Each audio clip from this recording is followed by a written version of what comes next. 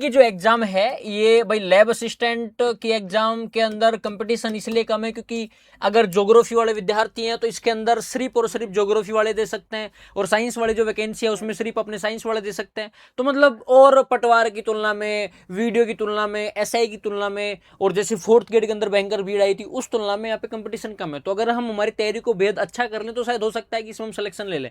अब रही बात राजस्थान जीके की, मेरा जो सब्जेक्ट है राजस्थान जीके का है।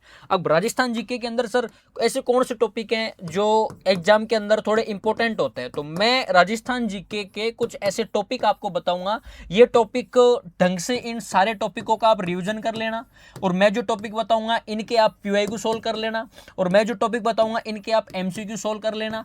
और रही बात मॉक टेस्ट की, तो मॉक टेस्ट तो आप सारे लोग दे ही रहे हो, बस मेरी इतनी सी बात मान लेना। मैं ये कहना चाह रहा हूं कि भाई मैं जो टॉपिक बताऊंगा वहीं से प्रश्न आएंगे, ये पूरी पूरी संभावना भी नहीं है। और हो सकता है कि आरपीएससी मैं जो टॉपिक बताऊं उनसे एक भी सवाल ना पूछे, लेकिन फिर भी अब तक लैब असिस्टेंट के अंदर इन्हीं टॉपिक से प्रश्न पूछे गए हैं। मैं सिर्फ वही बातें आपको बताऊंगा, जैसे कि भाई राजस्थान जीके के अंदर क्या आता है ना, ये वो टॉपिक आपको बताऊंगा जहां से हर बार कोई ना कोई एग्जाम में सवाल पूछा जाता है। ये टॉपिक छोड़ती ही नहीं है आरपीएससी और अपने आरएसएस भी।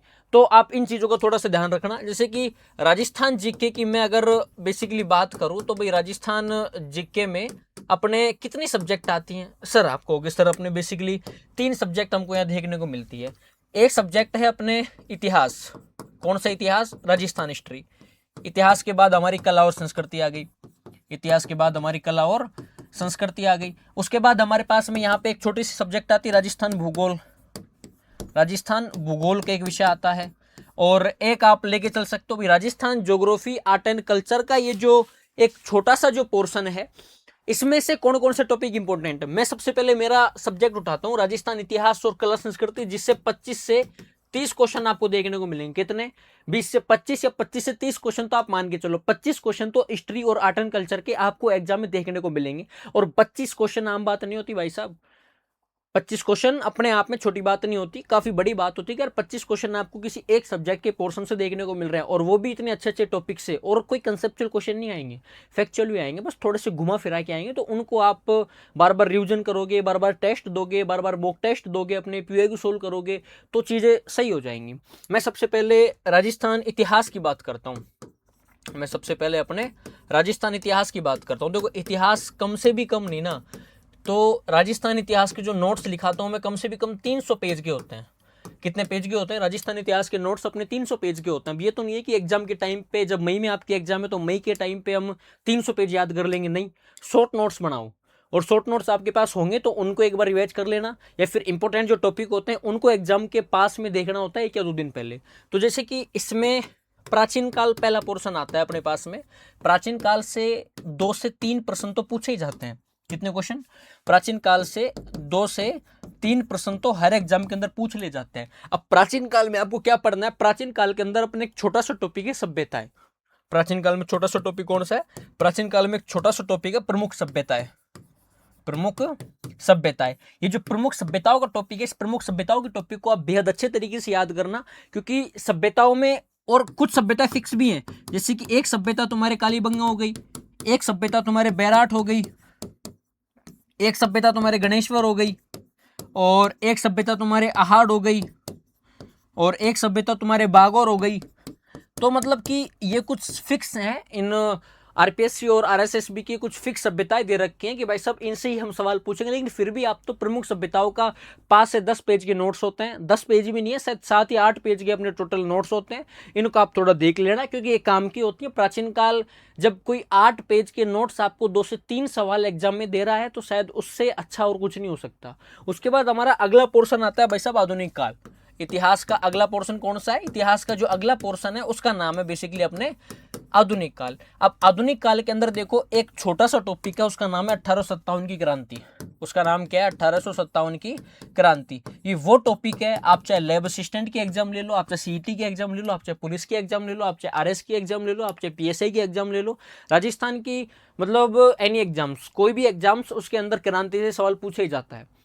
और ज्यादातर तो जो छावनियां होती हैं, जो इनके पॉलिटिकल एजेंट होते हैं, जो इनके रियासतों के विद्रोह होते हैं, उनसे सवाल पूछते हैं। संधियों के सवाल कम आते हैं, छावनियों के सवाल, विद्रोह के सवाल, और रियासतों के अंदर आपस में जो पॉलिटिकल एजेंट मिले हुए थे कि यार मेवाड़ का पॉलिटिकल एजेंट कौन था, जयपुर का पॉलिटिकल एजेंट कौन था, अपने धौलपुर के अंदर कौन था, भरतपुर में कौन था, ये सवाल पूछे जाते हैं जो नॉर्मल फैक्ट होते हैं।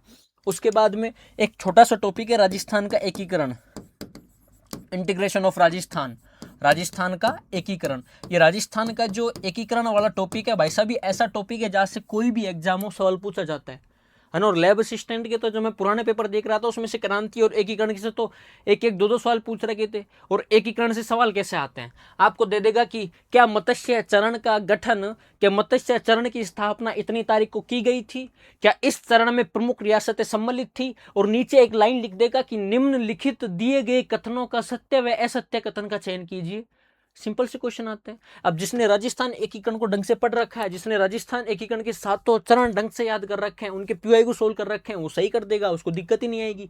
मैं कह रहा हूं ना, आपके पास जो नोट्स है ना, वो चाहे किसी भी टीचर के हो, सारे शिक्षक अपने सब्जेक्ट को बेहद अच्छे से पढ़ाते हैं। ऐसा नहीं है कि आप मेरे से ही पढ़ो, सबसे पढ़ो, और जिनके भी आपके पास नोट्स हैं उनको बार बार रिवाइज कर लो। आप जिस भी कोचिंग की आपने टेस्ट सीरीज ज्वाइन कर रखी है उसको एक बार बेहद अच्छे से पढ़ लो।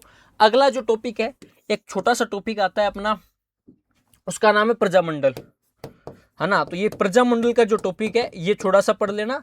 और जो राजनीतिक संगठन है, जो राजनीतिक संगठन है, इनको थोड़ा सा देख लेना।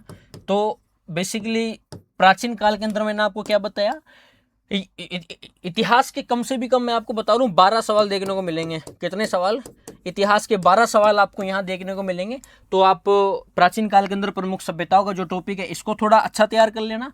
और क्रांति के अंदर जो राजस्थान का इतिहास, वो एकीकरण, क्रांति और प्रजामंडल और राजनीतिक संगठन, पढ़ना सब कुछ है, आपने पढ़ सब कुछ लिया होगा, लेकिन एग्जाम के नजदीक आके जो इंपॉर्टेंट टॉपिक है, जो महत्वपूर्ण टॉपिक्स हैं, जिनसे हर बार कोई ना कोई सवाल पूछा जाता है, वो ये टॉपिक है जो पीछे मैंने आपको बताया। अब रही बात सर, आप ये बताओ मध्यकाल इतिहास, कौन सा इतिहास सर? मध्यकाल इतिहास। सर इस मध्यकाल इतिहास में क्या किया जाए? तो भाई मध्यकाल इतिहास के अंदर बेसिक सी मैं अगर आपको बात बताऊं, कुछ राजवंश हैं अपने, वो आप थोड़ा सा कर लेना। जैसे कि अपने गुहिल वंश हो गया, एक अपने राठौड़ वंश हो गया, और एक अपने कछवाहा वंश हो गया, है ना। इन 3 वंशों को आप थोड़ा अच्छे से तैयार करके जाना, क्योंकि इनसे हर बार कोई ना कोई एग्जाम के अंदर पक्का सवाल पूछा जाता है। तो राजस्थान इतिहास के अंदर मिडिवल में मैंने आपको 3 वंश बता दिए।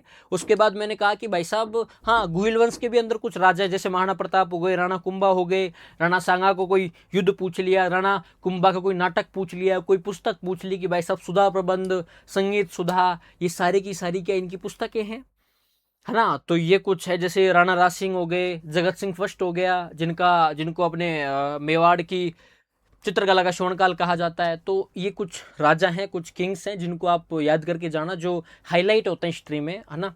उसके बाद राठौड़ वंश हो गया और कछुआ वंश हो गया। अब अगली सब्जेक्ट हमारे पास में आती है कला और संस्कृति। अगला टॉपिक कौन सा है भाई? अगला टॉपिक हमारे पास में आता है कला व संस्कृति। कला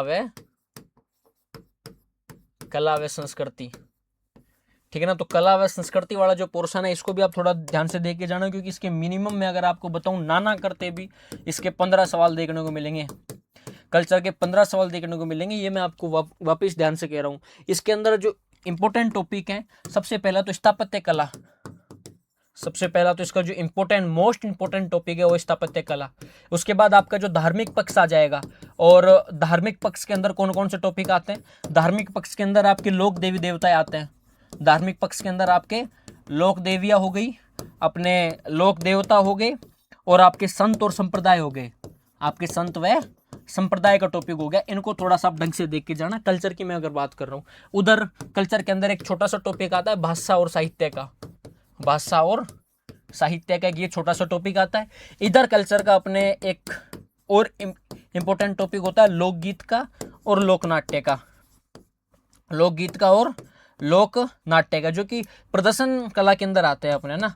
तो ये कुछ टॉपिक है, लोकगीत हो गए, लोक नाट्य हो गए। इधर स्थापत्य कला के अंदर आपके दुर्ग हो गए, है ना, आपके हवेलियाँ होगी, बावड़ियाँ हो गई। इधर भाषा और साहित्य का टॉपिक। तो ये जो टॉपिक मैंने आपको लिखाए हैं कल्चर के, इनसे यार हर बार कोई ना कोई एग्जाम के अंदर पक्का सवाल बनता है और श्योरली के साथ में सवाल बनता है कि निश्चित रूप से यहां से कोई ना कोई सवाल पूछा ही जाएगा, तुरंत पुटअप होता है सवाल यहाँ का। अगली बात हमारे पास में कौन सब्जेक्ट आती है भाई?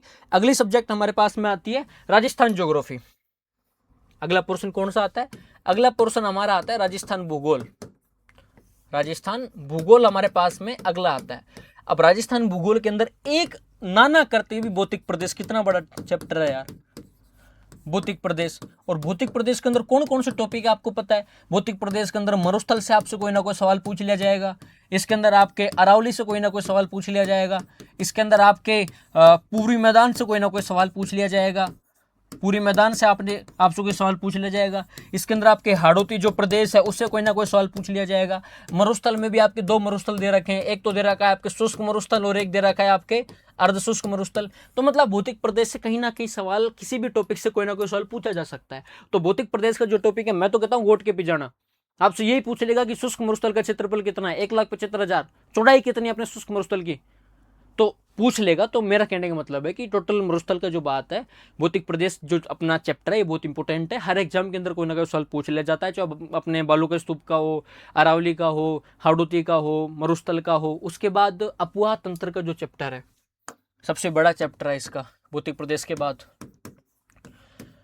अपुआ तंत्र का और एक वन्य जीव का, अपुआ तंत्र का और एक वन्य जीव का, ठीक है ना। और जो कुछ अपने डाटा के टॉपिक हैं, और जो अपने कुछ जो डाटा के टॉपिक है, जैसे कि जनसंख्या हो गया, है ना, मृदा का टॉपिक हो गया, ये कुछ जो डाटा के टॉपिक होते हैं, इनसे 3 से 4 सवाल पूछ ले जाते हैं। और राजस्थान ज्योग्राफी के टोटल राजस्थान जीके को मिला के आपके 50 से 55 क्वेश्चन पूछे जाएंगे। कितने सवाल टोटल जो अपने राजस्थान जीके मैंने आपको यहाँ लिखा रखा है, तो टोटल राजस्थान जीके के कितने सवाल पूछे जाएंगे भाई?